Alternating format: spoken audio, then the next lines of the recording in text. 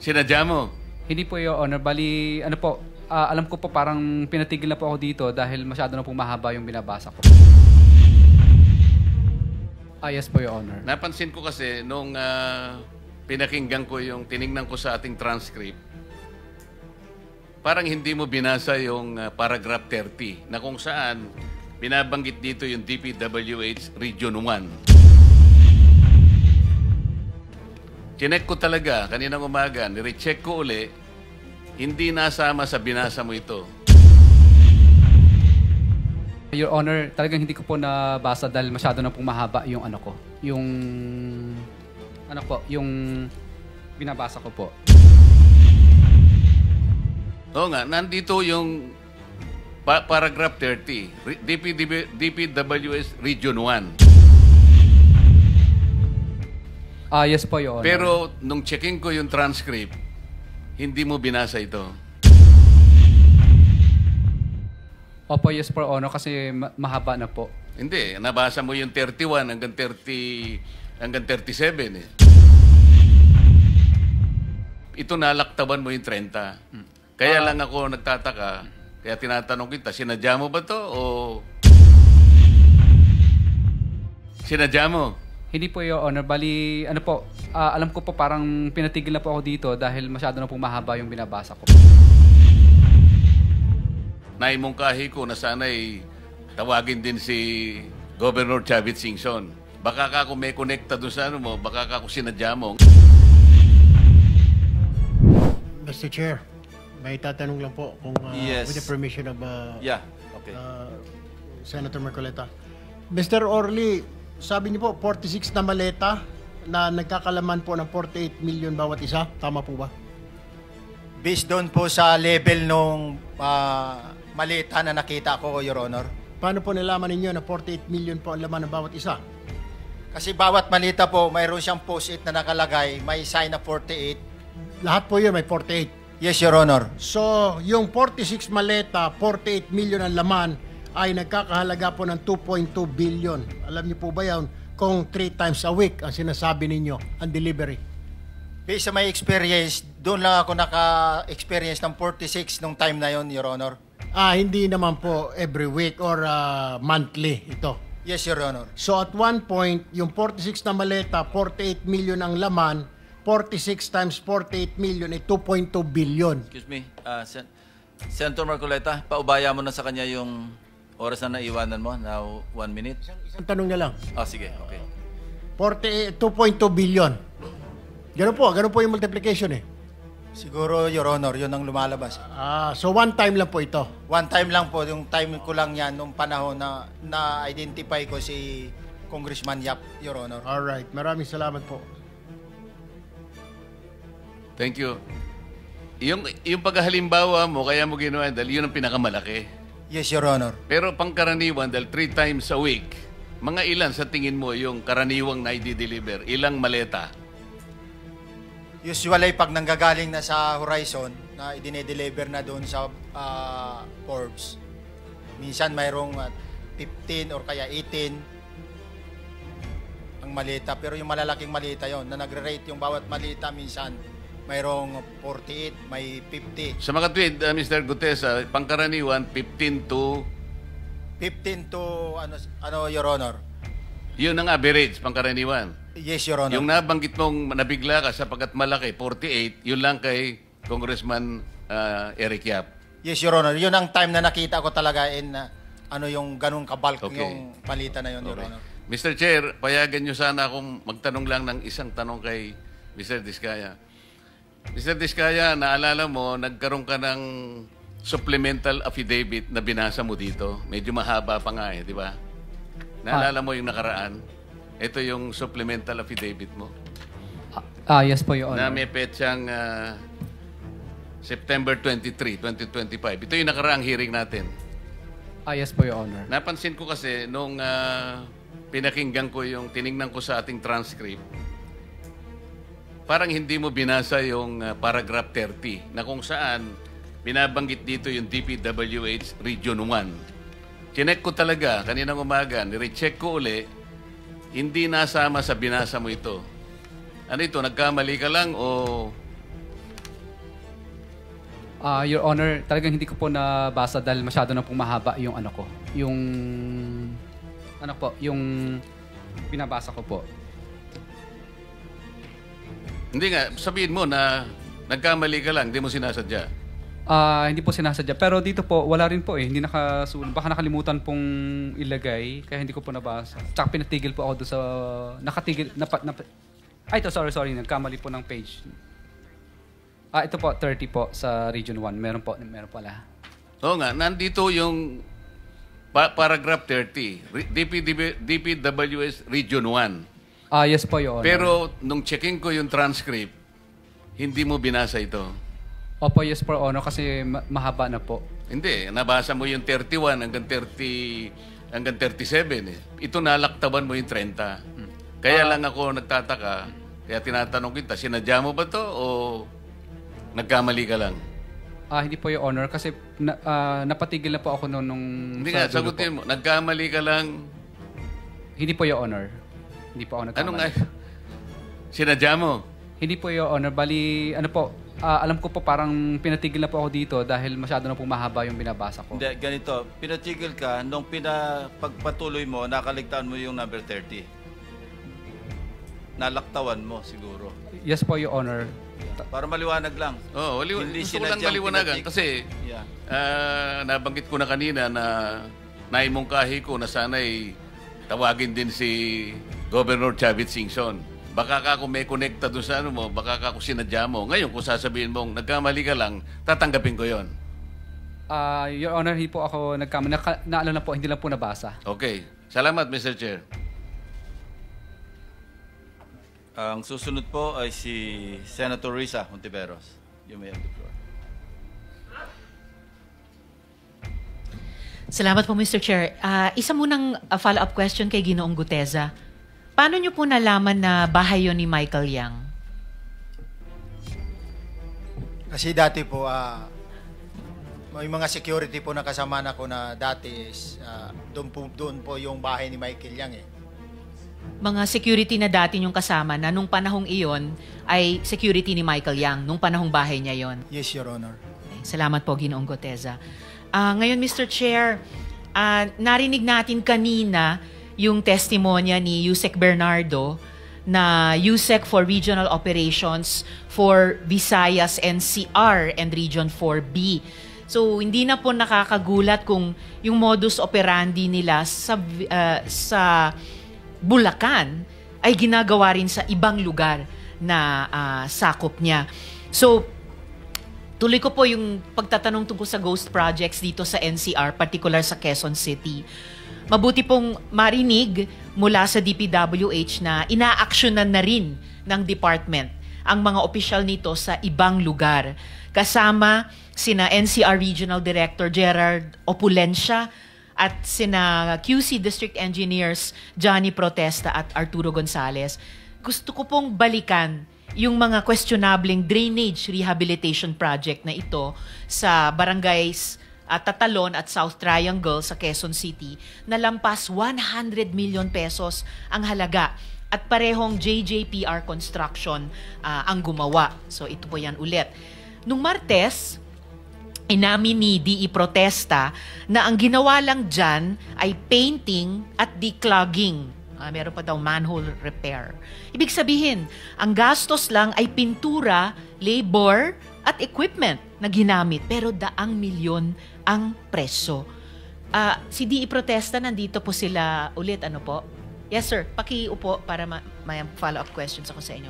Patuloy po.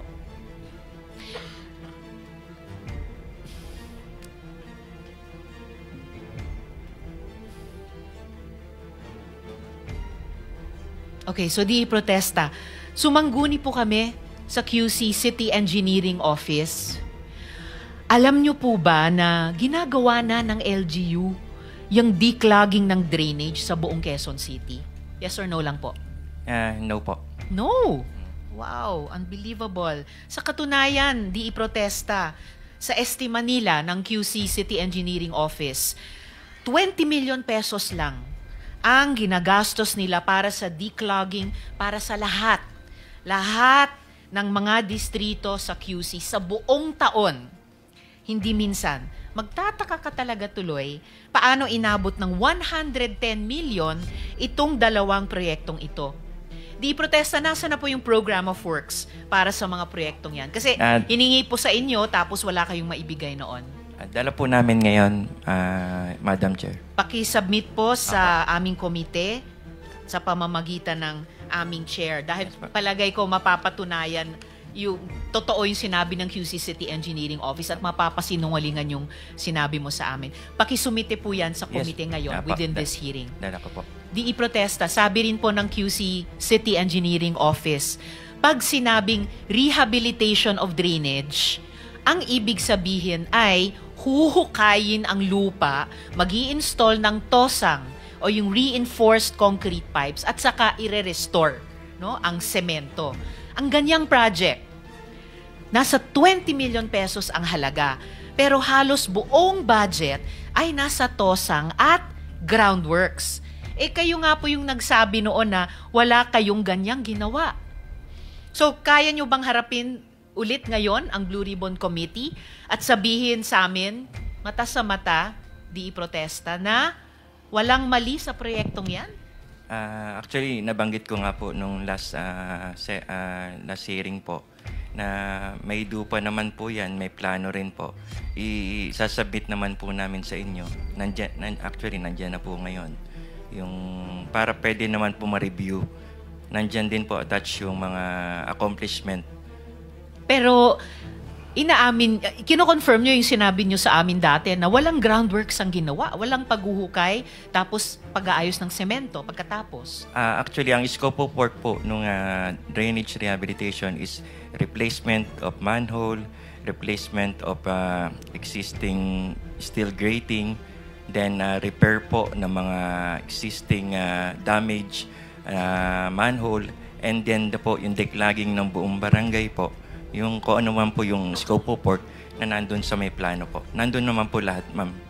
Pero walang paghuhukay at pag-aayos ng semento pagkatapos na karamihan ng groundworks at gastos sa rehabilitation of drainage na sinasabi ng QC City Engineering Office. Yes po, as per program po, as per plan po, hindi po kasama yung excavation works and ng RCCP, wala pong excavation. Excavation works po of manhole, bagong manhole po, and yung mga existing na manhole.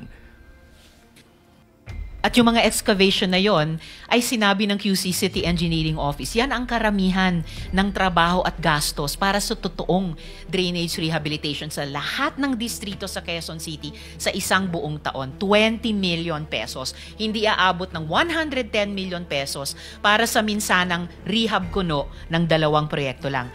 Ito pa, isang klase ng lokohan ng DPWH-QC. Imbis na flood control project, flood enhancement project ang ginawa. 3 pumping stations. May 3 pumping stations na ginawa sa taas ng creek. Tingnan natin ito sa Matalahib Creek.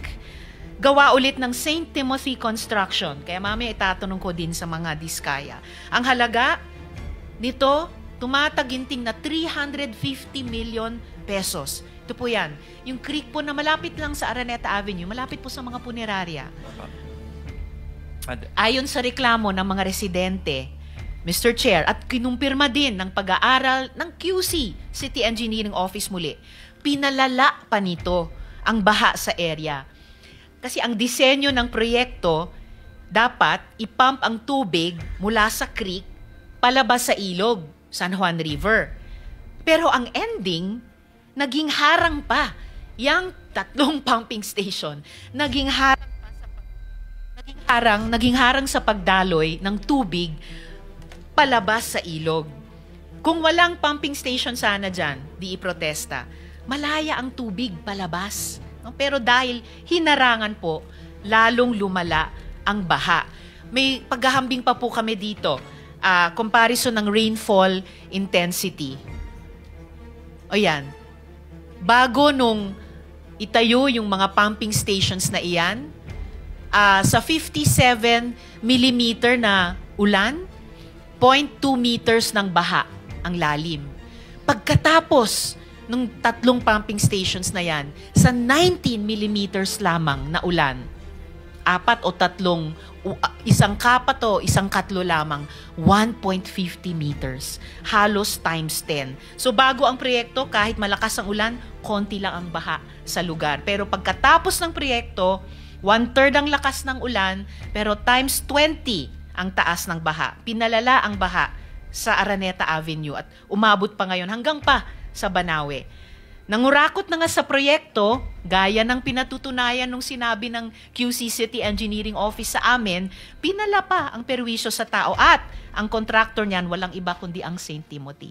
So Mr. Chair, di iprotesta, jurisdiction rin po nyo iyan. Ma'am, hindi po under Hindi. ng Quezon City Second po. Na kanino? Under Engineer Gonzales po, under Quezon City First District Engineering Office. Andito rin po ba si Engineer Gonzales, Mr. Chair? Ako po Kayo si... po? Sir, nakapanumpa na po kayo nung nakaraan? Opo, Your Honor. Okay. So jurisdiction nyo itong 3 pumping station, Yung isa lang po ang Yung isa. aming in-implement yan, yung Matalahib. Matalahib. Station. Sino po ang may jurisdiction dun sa dalawa pa? Yung dalawa po ay Senator Risa, sa... just to remind you, Yes, Mr. Chair. tapos na po pala yung ano niya. Pero sige lang, we'll give you an extra 1 minute. 1 minute more. Salamat, Mr. Chair. Yes, Engineer yung Gonzales. dalawa po ay sa Gonzales. aming regional office po, NCR. Alright. Nandito rin si NC Regional Director. Upo ulit dito. Andito ba siya? Well, absent nung nakaraang hearing, pero ang sabi sa amin, darating sila ngayon. Andito po ba sila? NCR? Parang hindi ko po nakita. Okay, Your Honor. para dun sa Matatalahib, kayo rin nag-approve niyan? Kami Yes or po, no? kami po yung nag-implement. Ang Quezon City First District Engineering Kayo Office nag-implement. Kayo rin po, Sir Gonzales, ang nag-approve ba? Tama po ba? Paano po, Your Honor, yung nag-approve? Sir naman, napakasimpleng salita. Nasa ilalim ng jurisdiction nyo yung pumping station sa Matalahib Kasi Creek. po, Engineer Gonzales. Madam po, kasi ganito po. Ito po ay sinumulan noong July 2024. Ito pong proyekto na ito. At ako po ay na-designate as District Engineer ng Quezon City First nung pong September 2024. So sino po yung district engineer nung July 2024 at nag-approve sa Matalahib Creek Pumping Station? Noong time pong yun si D.E. Lloyd Abusa po yung... D.E. Loida Busa po. Busa. Parang narinig ko rin yung D.E. Loida sa mga diskaya kung hindi ako nagkakamali. Andito ba ngayon si D.E. Busa? Loida Busa? Wala po siya, Wala. Your Sige, Honor. paimbita ko na lang sa susunod na hearing kung maaari, Mr. Chair. Balikan ko na lang po yung Quezon City, Mr. Chair, sa susunod na round, bukod po dun sa mga ibang DPWH officials. Salamat po, Mr. Chair. Thank you, Senator Risa Antuberos. Mr. Chair, before the next, okay lang. Yes, Senator JB. Si Congressman Tiangco is available, but he's, can we ask the Secretariat to give him a call so that he can come? Okay. Thank Yeah. you. Attorney Kimbo, pwede bang tawagin natin si Congressman Toby? Para lang, ayaw niya lang masabing epal siya. So, pwede rin imbitahan natin by phone. Senator Win is recognized. You have 7 minutes. Maraming salamat, Mr. Chairman. Meron ho tayong representative ng COA. Understand, meron tayong representative from COA. Nandiyan ba siya? Or anyone from COA?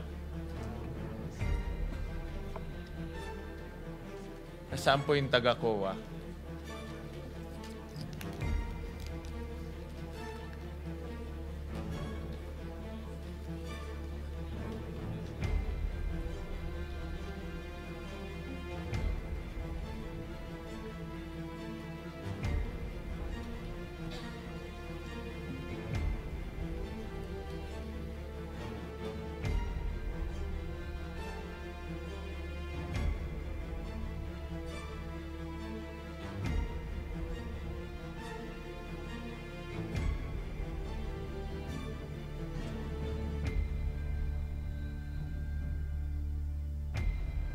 Morning, ma'am. Before Senator Gatsalag, Mr. Chair, mukhang sumibat na yung taga-DBM. May tanong pa ako doon mamaya. Umalis na oh. Dala-dala yung buong staff niya. Baka pwedeng i-hold natin. Diyan po. Toledo. Baka Toledo. nag-CR lang. Yung si Yusek Toledo. Babalik ba yun? Babalik? Nag-CR lang. Okay. CR lang ho. Thank you, Mr. Chef. CR lang. Nagmamadali kasama yung buong staff niya May tanong pa ako doon. Thank you, Mr. Chef. Salamat. Thank you. Thank you.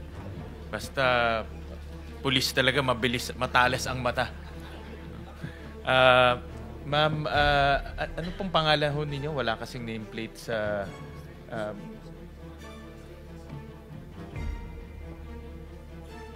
Morning po, sir. I'm Tracy Andisonico po, sir. The supervising auditor po, sir. The supervising auditor of the Office of the Secretary po, sir. Okay. Sa pagkakaintindi ko po sa isang district office, meron ho silang power na magplano, gumawa ng yung detailed engineering, sila na rin nagpapabid, sila na rin po ang nag-i-inspect, sila na rin po ang nagbabayad. Tama po ba? Tama po, sir. I can see si Engineer Alcantara nodding his head. No? So, pero ganun ang ginagawa ho nila, diba? Opo, sir. Opo. At pag nagbayad, COA papasok sa post-audit level. Tama po ba? Opo, sir. So, ibig sabihin, kahit na ho magkaroon ng ghost project, no, madidetect ng COA sa post-audit level. Supposed to be po, Your Supposed to Honor. be, ganun. Opo. At nasundan niyo pa ho ba yung privilege speech ni Senator Lacson nung pinakita niya yung mga dokumento? Opo, Your Honor. Na meron pong mga kaso na, for example po ito, just 2 days from the notice to proceed, 46% completed na. So, Opo, Your notice to Honor. proceed, after 2 days, 46% completed na. And after 86 days, 89% completed na. So, Opo, kung posible naman po, after 2 days, kalahati ng project tapos na. Meron hong isang project. Ito po yung construction of riverbank protection structure along Pampanga River at Barangay Bulusan, Kalumpit, Bulacan. 15 days after the notice to proceed, 89% completed na. Opo, Your Honor. And then in just 34 days, kompleto na ho yung project. Nakita niyo ho ito? Ganito po siya, sir, if you would allow me to explain po. Pero nakita niyo ho itong privilege speech ni Opo, Your Senator Honor. Lacson. Kayo ho, nakita niyo ho ito. Marami ito No, I just narrated a few items from that privilege speech. Okay. Kayo ho, nakita niyo ho itong mga dokumentong to? Yung dokumento po mismo like the disbursement vouchers and yung mga supporting documents po, sir, hindi po siya na-submit sa COA. Pero nandun po sa report on publicized government program, project and activities, kaya ko po sinasabing tama po na dinideclare na po as early as on the 10th or kung ilang araw pa lang po ay nasa more or less nasa 50% na po. Nakikita po siya sa RPG-PPA. Pero yung pong audit action, hindi po agad-agad siya na, let's say for example, sir, i-disallow agad kasi primarily, isasubmit po muna ni implementing office yung mga vouchers sa COA. And then, di ba sir, meron po tayong reglementary period on the submission of the accounts. So si auditor po, nag-issue po muna siya ng mga audit observation memoranda requiring or reminding the implementing office to submit the unsubmitted disbursement vouchers. Pero dahil hindi pa nga po na-submit, na-compel po si auditor na mag-issue ng notices of disallowance primarily dahil may indication na po ng fraud based doon sa RPG-PPA na sinasubmit po nila dahil hindi nga po sila nagsasubmit ng mga disbursement vouchers din po. Pero ma'am, ito 2023 pa, 2023. Opo. 2024.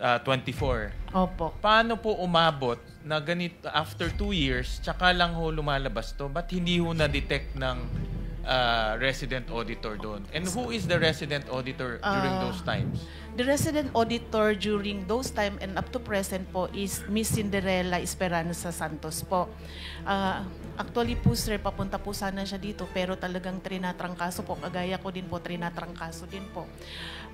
Bakit hindi niya ho na-detect? Kasi obvious at pinakita rin ho doon sa privilege speech yung mga pictures na sinasubmit as evidence of completion, pare-pareho. Opo. Diba? Ito ho, hindi naman kailangan ng ubod ng talino para makita ho to. Dapat lang ho, masinop. Yes, sir. Paano ho nakalampas to after 2 years? In fact, hindi nga lumalabas to. In this privilege speech lang ho na lumabas. Yes po. Sir, i-remind ko lang po kayo, sir, 2020 hanggang 2023 po, hindi po tayo although sinubukan po ng audit team na mag-inspect po as early as 2022, kahit na po may mga restrictions pa po. So nakapag-ikot po sila. On 2023 po, sir, hanggang kung di po ako nagkakamali. Hindi ikot. Yes, sir. Just purely on documents. Opo. Makikita nyo na post-audit, tinitignan yung dates. Opo. Tinitignan yung mga supporting documents. Opo. Tinitignan yung mga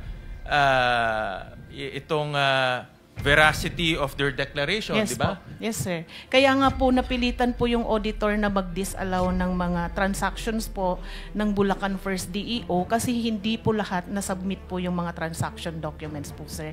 And then kaya din po siya ni-request for fraud audit po kasi nga po hindi na But po the fraud talaga audit, kaya. ngayon lang nangyari yung fraud Opo. audit after Yes po. 2 years. Yes po, sir. Bakit hindi ho nalaman sa damit, sa libo-libo ho ng project doon, hindi ho na-detect kaagad? Sir, dadalawa lang po yung audit team. Ibig kong pong sabihin, isa lang po yung, meron po tayong audit team leader at isa lang din po yung kanyang audit team member. Tapos din po, aside po sa Bulacan First DEO, on which case from 2022 na nasa 100, more or less, nasa 120 or 140 po yung flood control projects po nila, lumobo po siya ng 2023 and 2024 by double po ng numbers. Sa flood control projects lang po yun, sir. Aside pa po doon sa mga other infra like buildings, structures, roads, and bridges po. And then meron pa din po silang hawak na 8 district engineering offices. Ikwento ko lang din po, sir, in 2023 po, sa budget po ng COA for 2023, nagbawas po ng plantilla positions ang DBM by 100 plus employees supposed to be na dapat ma-deploy po sa mga auditing agencies. So kaya po, ang distribution lang po ng bawat audit team na mabibigat, sir, halos nasa 2 auditors lang po. And then, isa lang din po per province. Sa case po ng Region 3, meron po tayong 7 provinces sa Region 3. Nasa 16 technical specialists lang po ang meron tayo. Kaya sa Bulacan po, 1 or 2 engineers lang po ang assign. Kaya hindi po niya ma-inspect po lahat. Mr. Chair? Yes, for one. Follow up lang ito. Kailan kayo nagsimula ng fraud audit na banggit nyo? Tungkol doon sa yung sinasabi ni Senator Sherwin Gatchalian. Sir, nag-issue po ng memo ang aming chairman noong August 12 po. August 12. Yung una, sir, retrieval po muna ng mga documents and then eventually creation of nauna muna audit. yung special audit, di ba? Bago kayo nag-fraud audit. Hindi, sir. Iisa po yung... So, diretso na kayo sa fraud audit. Opo. Ano nag-trigger doon sa fraud audit niyo? Sir, sa doon po sa... Sandali lang po. Sorry po. Kailan po nagsimula? Ano nag-trigger kaya kayo nag-fraud audit? Opo.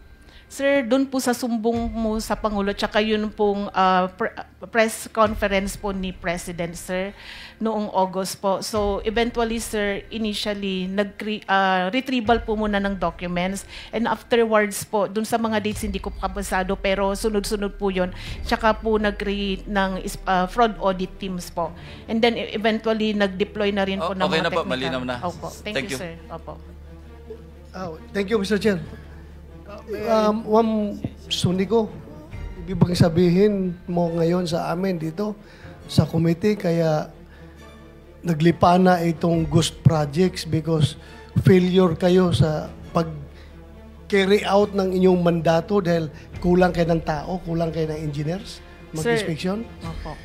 Ganito po siya, sir. Mataas, basically, sir, meron po tayong tinatawag na risk assessment. Sa dami po ng mga controls na meron po si DPWH, meron po siyang Quality Assurance Audit Office, meron din po siyang inspectorate team. Hayaan mo na yung Yes, sir. DPWH. Opo. That's none of your concern. Yes po. Concern dito sa COA. Yes po. Bakit ito, sabi mo kayo na kulang kayo ng tao? Opo. So, kailangang dagdagan kayo ng tao? Yes po sana, sir. Ha? Opo. Para magampanan nyo yung mandato? Opo sana, sir.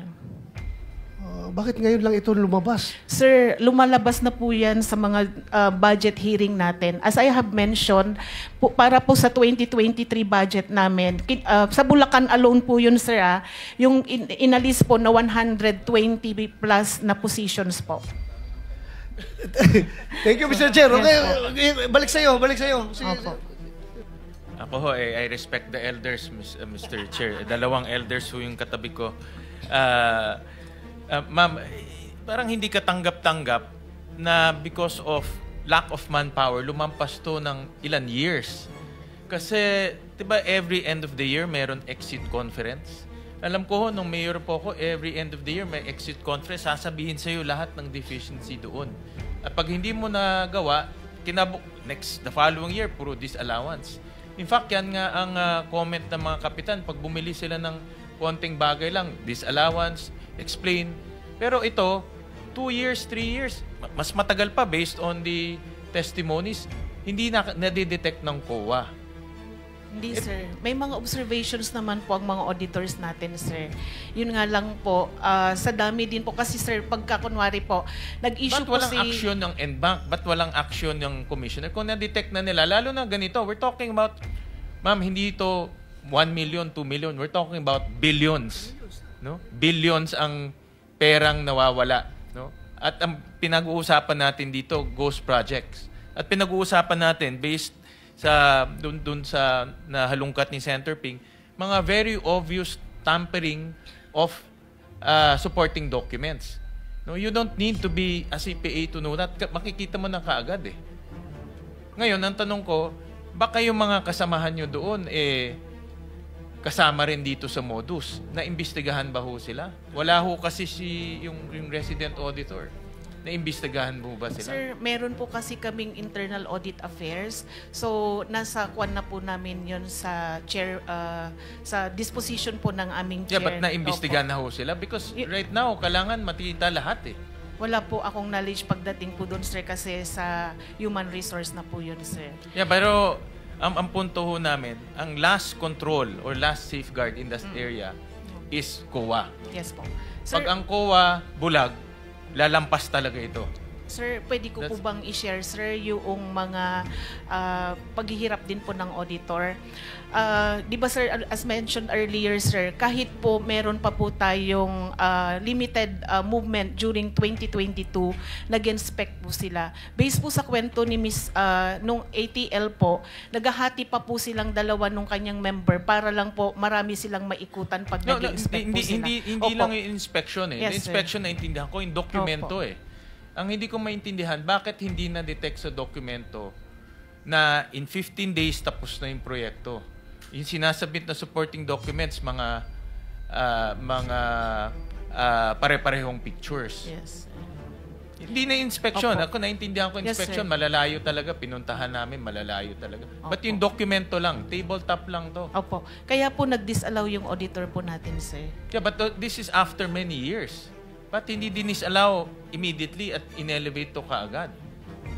Sir, madami po talaga kasi. Kailangan po kasing i-check din, sir. Kasi sa totoo lang po, pagka nagdi-disallow din po, iniisa-isa po ng auditor. Ganito na lang. What we want is pati yung COA resident auditor maimbestigahan rin. Sige po, sabihin Kasi po kung namin. hindi, mawawalan kami ng kumpiyansa sa COA.